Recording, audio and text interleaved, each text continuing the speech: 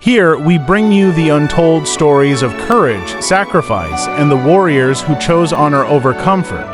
From the battlefields of history to the modern wars that shaped our world, every tale reminds us what it truly means to stand for something greater than yourself. Today, we honor Pat Tillman, a man who left behind NFL stardom, millions of dollars, and fame to answer a higher calling in the mountains of Afghanistan.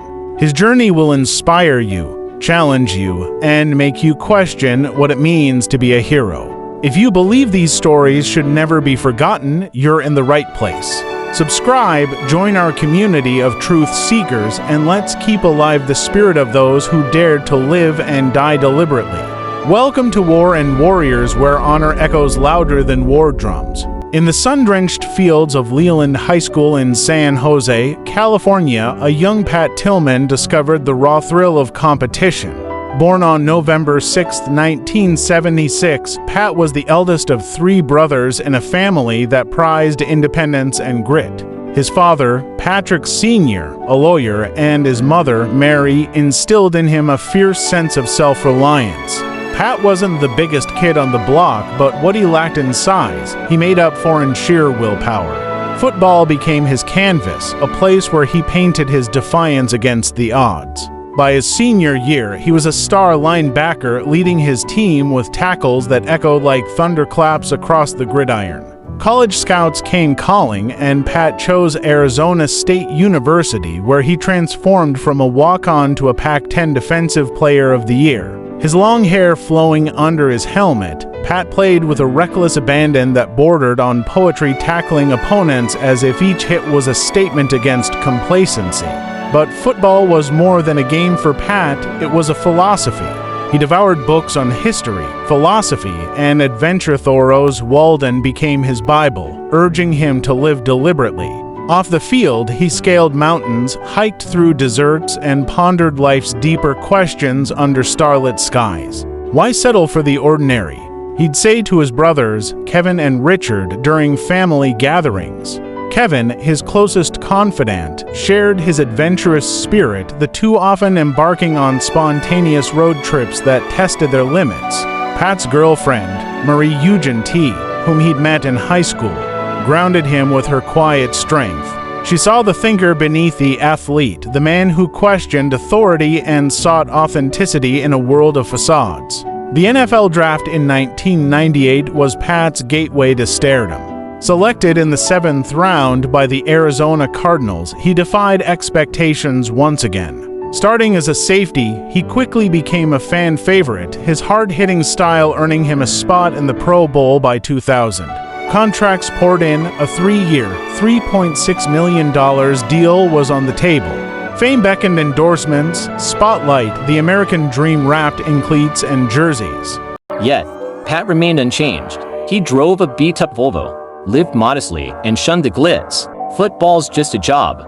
He'd tell reporters with a wry smile, life's about more than that. Then came September 11, 2001. Pat was at home in Arizona, flipping channels when the first plane struck the World Trade Center. He watched in horror as the towers crumbled, the dust cloud swallowing innocence. The attack shook him to his core, not just the loss of life, but the vulnerability of a nation he loved. This changes everything, he confided to Marie that night, his voice steady but eyes distant. In the days that followed, as America rallied under the banner of the War on Terror, Pat felt a pull deeper than patriotism.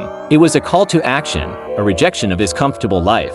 He discussed it endlessly with Kevin, who shared his resolve. If not us, who? Pat asked. By May 2002, the brothers had made their decision. They enlisted in the U.S. Army, walking away from fame and fortune to become Rangers. The media frenzy was immediate. Headlines screamed NFL star trades gridiron for battlefield. Pat shrugged it off. Sports embody many of the qualities I respect. He wrote in a statement, but serving my country is a higher calling. Basic training at Fort Benning, Georgia, was a brutal awakening. Pat and Kevin, both in their mid-20s, endured the Ranger indoctrination program, a gauntlet of physical and mental trials designed to break the weak. Push-ups in the mud, endless runs under scorching sun, simulated combat that left bodies aching. Pat thrived, his football-honed discipline shining through. This is real, he'd whisper to Kevin during night marches, their packs heavy with gear. Instructors noted his quiet intensity. He wasn't one for bravado, but his actions spoke volumes. By late 2002, they graduated as Rangers, elite soldiers ready for the fray. Their first deployment came in April 2003 to Iraq. As part of Operation Iraqi Freedom, the war on terror was in full swing, with U.S. forces toppling Saddam Hussein's regime. Pat's unit, the 2nd Battalion, 75th Ranger Regiment, parachuted into the chaos of Baghdad. Dust storms whipped through the streets.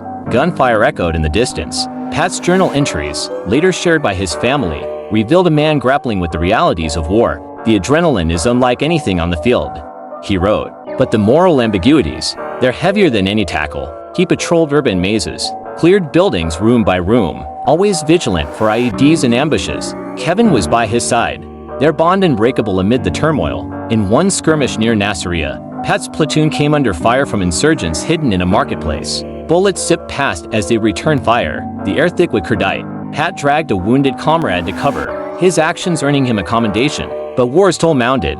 He witnessed civilian casualties, the collateral damage of precision strikes gone awry. Letters home to Marie were laced with introspection. I joined to make a difference, but sometimes I wonder if we're just stirring the hornet's nest. Yet, duty called. After 7 months in Iraq, the brothers returned stateside briefly, only to prepare for the next theater, Afghanistan. Afghanistan in early 2004 was a rugged frontier in the war on terror. The Taliban, ousted in 2001, had regrouped in the mountains, launching guerrilla attacks against coalition forces. Pat and Kevin's unit deployed to the eastern province of Khost, near the Pakistani borderland of jagged peaks, hidden valleys, and ancient tribal loyalties. Their mission: hunt high-value targets, disrupt enemy supply lines, and secure villages from insurgent influence. Pat embraced the challenge, his love for adventure finding a perilous outlet. "This place is beautiful and deadly," he told Kevin during a rare downtime. Gazing at the snow-capped Hindu Kush. Life in forward operating base Salerno was Spartan-tense.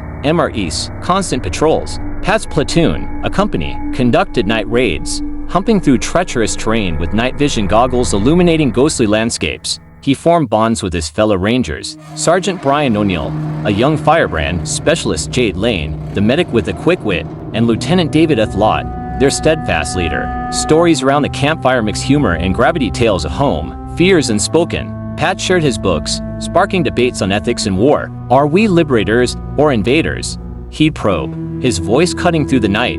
One operation stood out, a sweep through the village of Mana in March 2004. Intelligence pointed to Taliban fighters holed up in mud brick compounds. Pat's team moved in at dawn, kicking doors and securing suspects. A firefight erupted, AK-47 rounds cracking against adobe walls. Pat laid down suppressive fire, allowing his squad to flank the enemy. They captured 3 militants, but not without cost. A ranger took shrapnel to the leg. As the exfiltrated, Pat carried the injured man to miles back to the extraction point. "No one left behind," he muttered, sweat stinging his eyes. But Afghanistan's dangers weren't just from the enemy.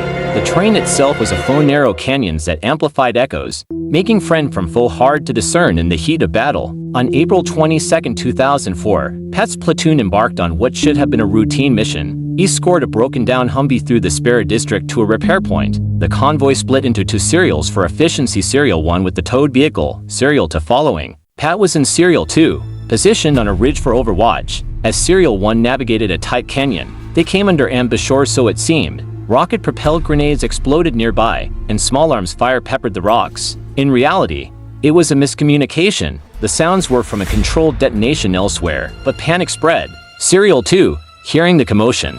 Serial 1, mistaking movement on the ridge for hostiles, opened fire. Bullets whizzed up the slope. Pat waved his arms, shouting "Cease fire!" Friendlies, but the roar of engines and gunfire drowned him out. A .50 caliber machine gun from a Humvee raked the position. Pat was hit first in the head, fatally. O'Neill dove for cover, screaming into his radio. The Afghan soldier fell next. When the smoke cleared, Pat lay motionless, his life extinguished by those he called brothers in arms. The aftermath was a whirlwind of grief and deception. Initial reports claimed Pat died heroically in an enemy ambush, charging up a hill under fire. President Bush mentioned him in speeches. The NFL held moments of silence. Kevin, devastated, escorted his brother's body home. The funeral in San Jose drew thousands, a sea of flags and tears. Marie clutched Pat's dog tags, whispering farewells. But whispers of truth emerged. Investigations revealed the friendly fire, the botched communications. Army brass had known within hours but delayed disclosure, allegedly to preserve morale and recruitment during the escalating war on terror. Mary Tillman,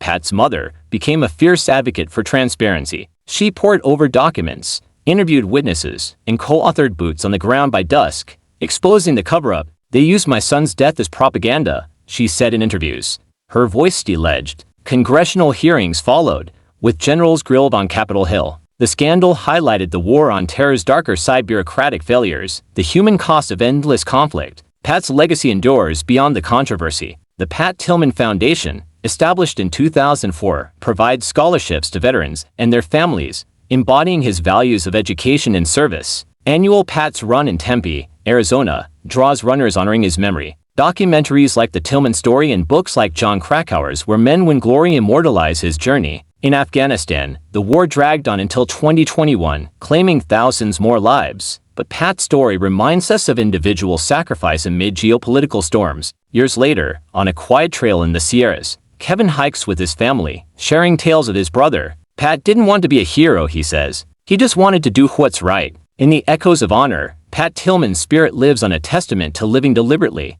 Even when the path leads into the unknown, Pat Tillman's story isn't just about one man, it's about courage, sacrifice, and standing up for what you believe in, no matter the cost. What's your call to action? How will you live deliberately today? Drop a comment below with what inspired you most about Pat's journey. Hit that like button if his story moved you, and share this video to spread his legacy. Don't forget to subscribe and ring the bell. We've got more stories of real heroes coming your way. Let's honor Pat by keeping his spirit alive.